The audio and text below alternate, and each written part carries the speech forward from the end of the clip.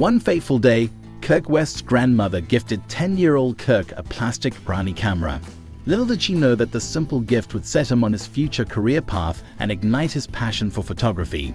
As an adult, Kirk went on to capture stunning photographs of bands and famous musicians, and his camera took him around the world. I'm Kirk West, and a little man from Nevada, Iowa, and I just started to shoot what was important in my life. And at that time, I was building model cars, so I'd take pictures of these little model cars. Then I got older, and I got a little money, and I got myself a little job, and I transferred from taking pictures of my model cars to taking pictures of the car that I bought. I was turning into a hot rod. And I got out of high school in June of '68 and ended up enrolling in Iowa State. Stayed there about 6 weeks and headed to Chicago, where the blues was. I needed to be where Paul Butterfield was. And I got out there in the fall of '68. Butterfield had already left town. He moved to San Francisco. Now, I'd shoot a concert every now and then. You know, first one I ever shot was Frank Zappa and the Mothers of Invention. And then shortly thereafter that, I took pictures of a band from Detroit called MC5. I wasn't shooting with anything in mind. I was just, this was the night out. I'm going to take my camera.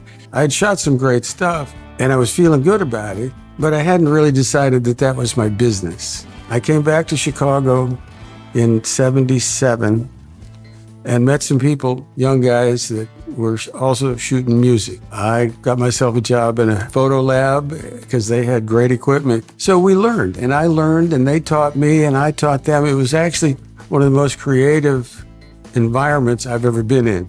That kind of opportunity, and it just kept growing. If I had to shoot, and I did this, shoot for the Strawberry Association of Northern Illinois, you know, because I was making money with my camera.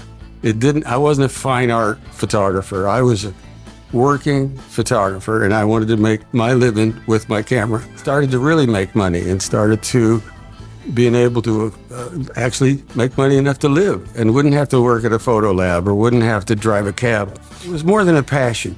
It was a need. It was I had to do it. I had to do it.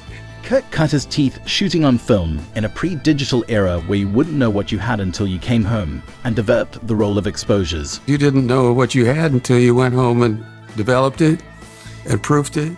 And then you knew that you had Albert Collins going crazy on camera, you know? And so I got to know quite a few of these musicians that were my heroes, for instance. And the Almans Brothers Band was my favorite band. So I got to know them.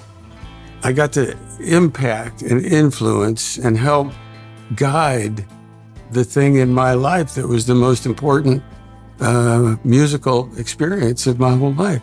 And I went out as a photographer, and they hired me to be an assistant tour manager in the middle of the tour because the guy that was their tour manager didn't know them, and he thought if he talked loud, he'd get them to move fast.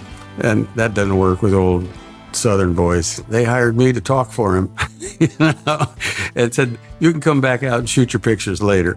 For the next 21 years, Kirk was not only the Almans Brothers Band official photographer, he was the assistant tour manager.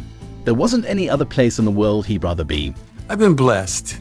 I know, you know, I grew up in a town of 3,000 people in the middle of Iowa on the wrong side of the tracks. I've had the privilege to travel the world with musicians that were the pinnacle in my life.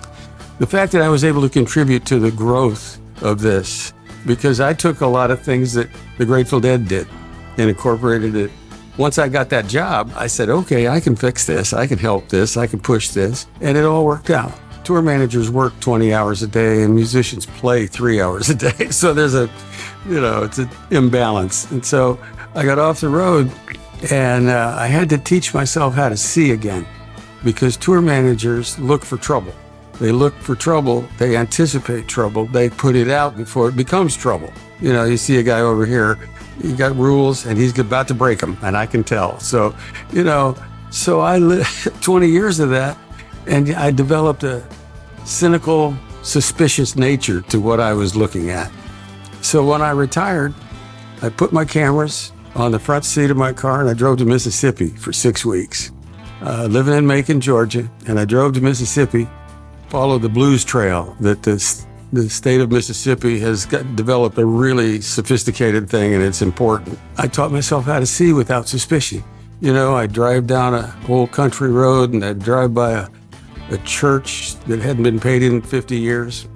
And I maybe drive 200 yards, I might drive 10 miles. I said, I got to turn around and take that picture. And so I did that, and I started looking differently. Photography, it's amazing what photography brought me in my life. And God bless her, my grandmother, I wish she knew, you know, it's because that little plastic camera totally changed my world. I'm proud to be here. I'm proud to be an Iowan.